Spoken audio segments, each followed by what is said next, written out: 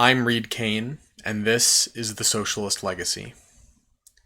Today I'm going to deliver the second lecture in a series of lectures I'm giving in conjunction with a reading group on the subject, What is a Socialist Party?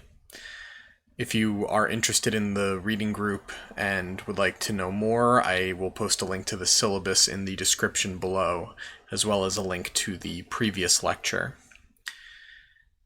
The reading for today's session is Karl Kautsky's book, The Class Struggle, also known as the Erfurt Program, which was his explanation of the maximum section of the Erfurt Program, which was the 1891 program of the German Social Democratic Party, of which he was a member and the leading theoretician. This book would become known as sort of the textbook of Marxist scientific socialism, along with the pamphlet by Engels, Socialism, Utopian, and Scientific. It would be one of the most popular pieces of literature in the socialist movement at that time. In this lecture, I'm going to give a little bit of historical background for the Erfurt Program and the Social Democratic Party to help frame the discussion of Kautsky's book. So before 1848, the socialist movement was not political, but sectarian and utopian, seeking to build a new world through moral and intellectual leadership and communalist experiments. The basic concept was to rationally organize society so that all individuals could fully and freely develop themselves and pursue happiness.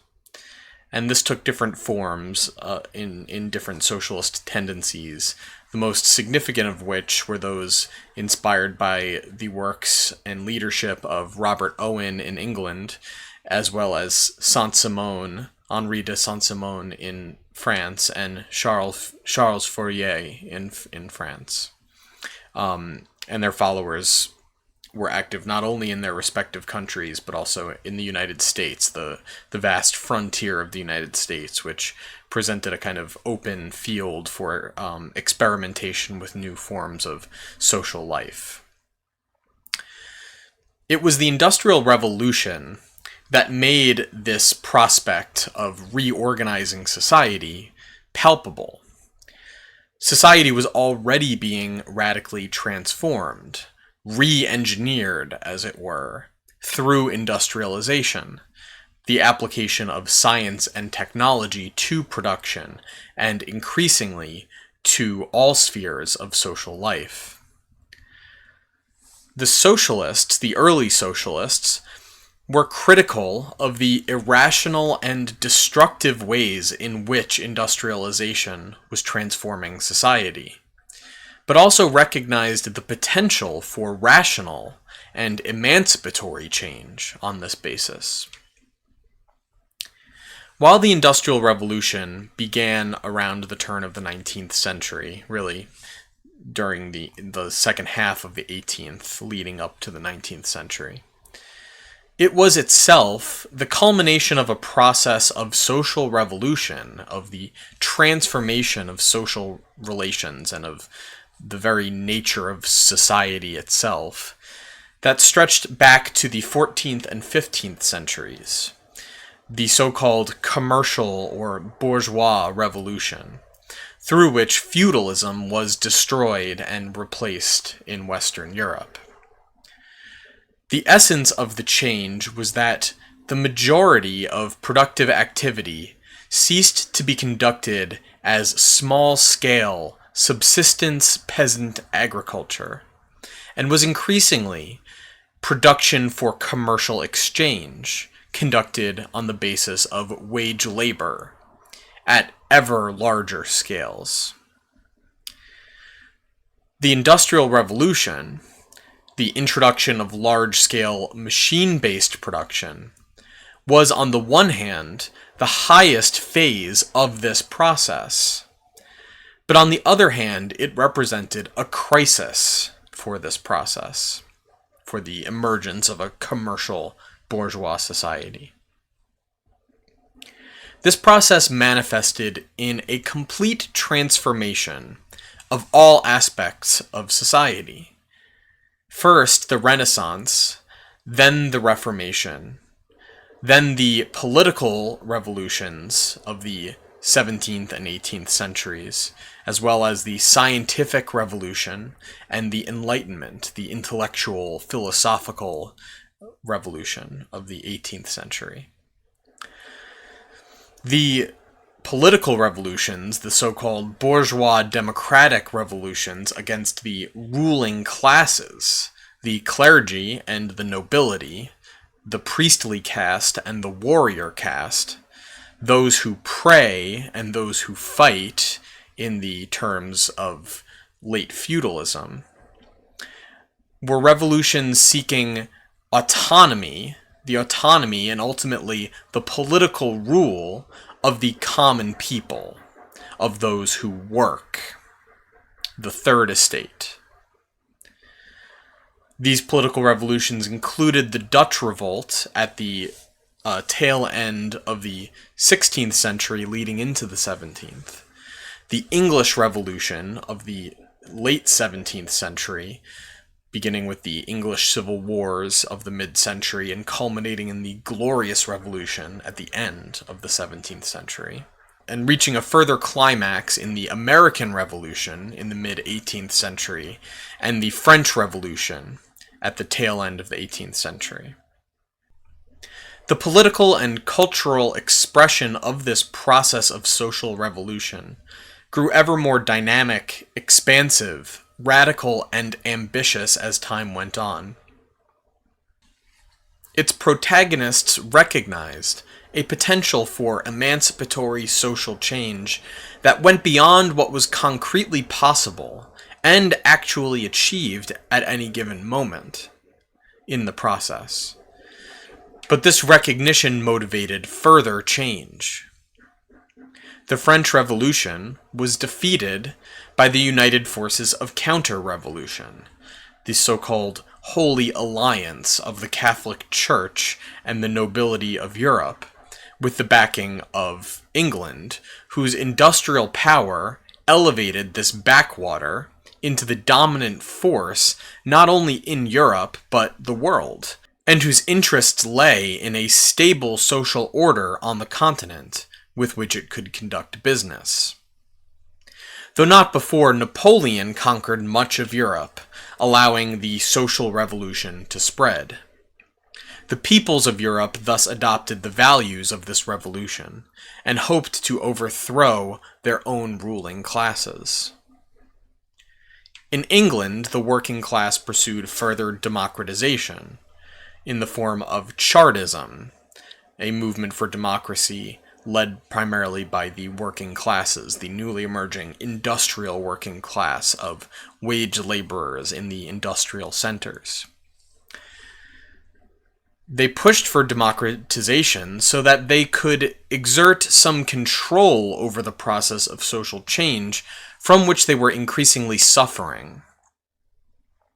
In England and France, socialism emerged at the same time, and the partisans of democratic revolution, especially the newly emerging class of wage laborers, became increasingly interested in socialist ideas as providing the goal for which the rule of the people, democracy, might be the means.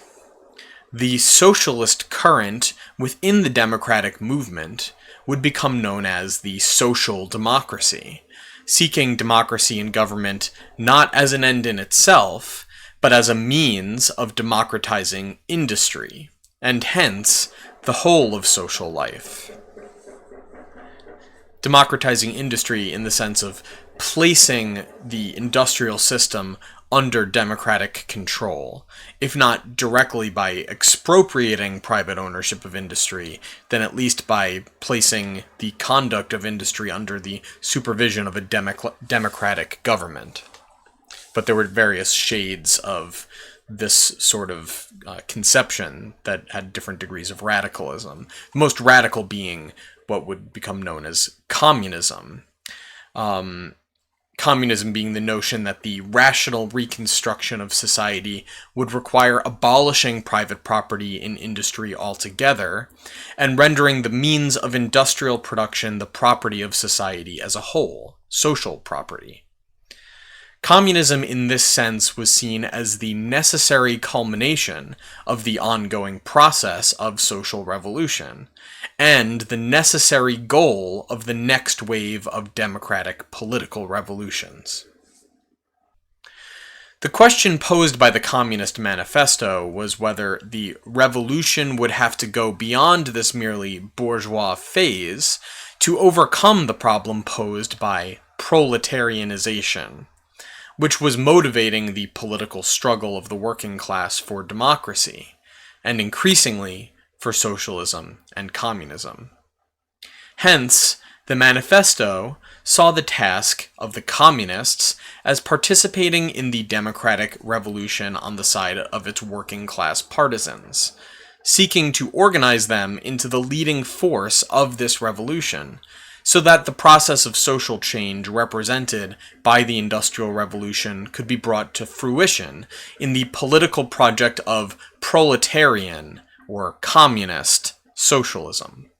Democracy had to become a means to the end of socialist transformation through the organized political agency of the wage laborers, who had everything to gain and nothing to lose from the social control of industry.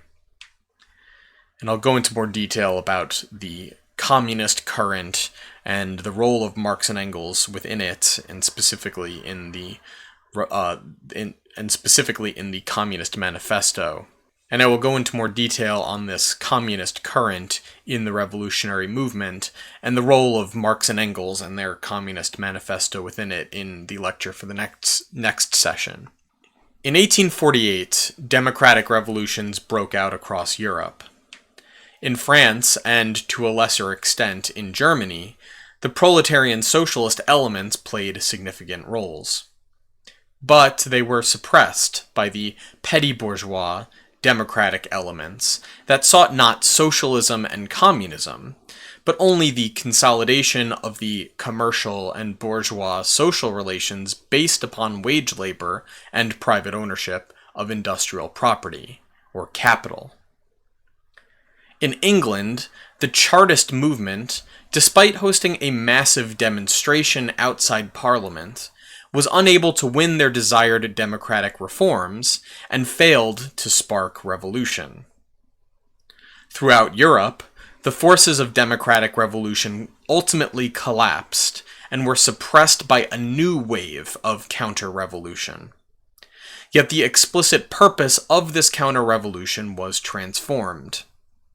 No longer the preservation of feudal social relations against bourgeois modernization, but the suppression of democratic revolution for the sake of containing the working class movement for socialism. In other words, to preserve capitalism, the rule of capital, and hence of the capitalists, the bourgeoisie, over the rest of society, especially the working classes, but also the remnants of the nobility. It took more than a decade for the proletarian socialist movement, now definitively separated from and counterposed against the petty bourgeois democratic movement, to recover. Meanwhile, in Germany, a member of the Communist League influenced by Marx and Engels, Ferdinand Lassalle, began traveling around the country agitating for a political union of the working class and organized the General German Workers' Association. Yet he differed from Marx and Engels on a number of significant points, and so their followers did not join this project. They kept their distance. Most importantly, Lassalle saw democratic revolution against the monarchy and aristocracy as not only unnecessary but dangerous, as it would simply elevate the bourgeoisie to power. LaSalle instead sought to broker a deal with the chancellor of the Prussian regime, Otto von Bismarck, the head of the aristocratic government, to win concessions for the working class. LaSalle oriented his followers around the demand for universal suffrage, by means of which he hoped the working class could bring ever-increasing pressure on the government, and which would thereby win ever greater reforms from the government, reforms which would lead to a gradual transition to socialism. Marx and Engels, by contrast, saw the counter-revolutionary Prussian monarchy as an expression of international capitalist class rule, and saw democratic revolution against the monarchy as a necessary phase in the development of social revolution. Yet the experience of 1848 taught them that leadership of such a democratic revolution could not be entrusted to the bourgeoisie, who backed the monarchical counter-revolution, or the petty bourgeois Democrats, who suppressed the working class socialists and undermined themselves in the process. Yet while LaSalle died in 1864, his followers were successful in organizing a political union of the German workers, the first political party in the modern sense of the term. Marx and Engels and their followers recognized that such a political organization of the working class could provide the vehicle for proletarian socialist leadership of the democratic revolution, through which the ultimate goal of socialism would ultimately be realized. Their followers, August Bebel and Wilhelm Liebknecht central among them, began organizing their own political party opposed to the followers of LaSalle, the Social Democratic Workers' Party of Germany. The Lassallean Party and the Marxist Party united in 1875 at a meeting in Gotha, forming what would become the Social Democratic Party of Germany. Marx famously criticized the program of this new organization in his critique of the Gotha Program, arguing that his followers had made too many concessions to the Lassalleans, who were confused as to the goal and the strategy socialists should be pursuing in light of the historical experience of the revolutions of the 19th century. Marx's program for the French Workers' Party, which was a reading for the previous session, could be understood as a response to the Gotha Program, an effort to clarify the goal and strategy the socialist workers' movement should pursue. Marx's followers quickly became the leading element of the new organization, which began to grow rapidly and to elect representatives to the largely symbolic and really powerless Reichstag, the legislative body of the Prussian Empire. In 1878, Bismarck's government introduced the Anti-Socialist Laws, which made essentially all the public activities of the Social Democratic Party illegal, with the exception of standing candidates in elections. The party nonetheless continued to operate and grow through underground illegal activity, and continued to increase its representation in the Reichstag. By 1889, the example of the Social Democratic Party of Germany had inspired a rebirth of socialist politics throughout Europe along similar lines. On July 14th of 1889, the 100th anniversary of the beginning of the French Revolution, these social democratic parties united to form the Second International, viewing itself as a shadow world government that would come to power in the next revolutionary upsurge. The next year, in 1890, the Reichstag repealed the Anti-Socialist Laws, and Bismarck resigned as Chancellor. In 1891, the SPD adopted a new and explicitly Marxist program at their Congress in Erfurt to replace the old Gotha Program. Kautsky's book, as I said at the beginning, is a commentary on the maximum section of this program. Essentially, a detailed explanation of the claims it contains and an elaboration of the arguments it makes. I'm going to read that section of the program now. The economic development of bourgeois society invariably leads to the ruin of small business, which is based on the private ownership by the worker of his means of production. It separates the worker from his means of production and turns him into a propertyless proletarian, while the means of production become the monopoly of a relatively small number of capitalists and large landowners. Hand in hand with this monopolization of the means of production goes the displacement of these fractured small businesses by colossal large enterprises, the development of the tool into a machine, the gigantic growth in the productivity of human labor. But all the benefits of this transformation are monopolized by the capitalists and large landowners. For the proletariat and the sinking middle classes, petty bourgeoisie and farmers, it means an increase in the insecurity of their existence, of misery, of pressure, of oppression, of degradation, of exploitation. Ever greater becomes the number of proletarians, ever more massive the army of excess workers, ever more stark the opposition between exploiters and the exploited, ever more bitter the class struggle between the bourgeoisie and the proletariat, which divides modern society into two hostile camps and constitutes the common characteristic of all industrialized countries.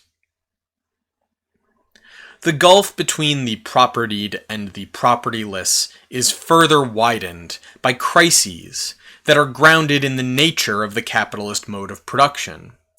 Crises that are becoming more extensive and more devastating, that elevate this general uncertainty into the normal state of society, and furnish proof that the powers of productivity have grown beyond society's control, that the private ownership of the means of production has become incompatible with their appropriate application and full development.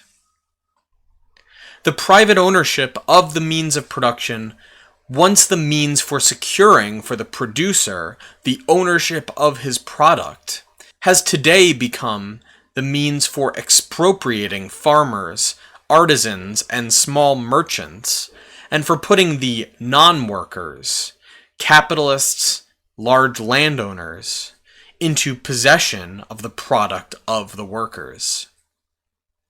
Only the transformation of the capitalist private ownership of the means of production, land and soil, pits and mines, raw materials, tools, machines, means of transportation, into social property, and the transformation of the production of goods into socialist production, carried on by and for society, can cause the large enterprise and the constantly growing productivity of social labor to change for the hitherto exploited classes from a source of misery and oppression into a source of the greatest welfare and universal harmonious perfection.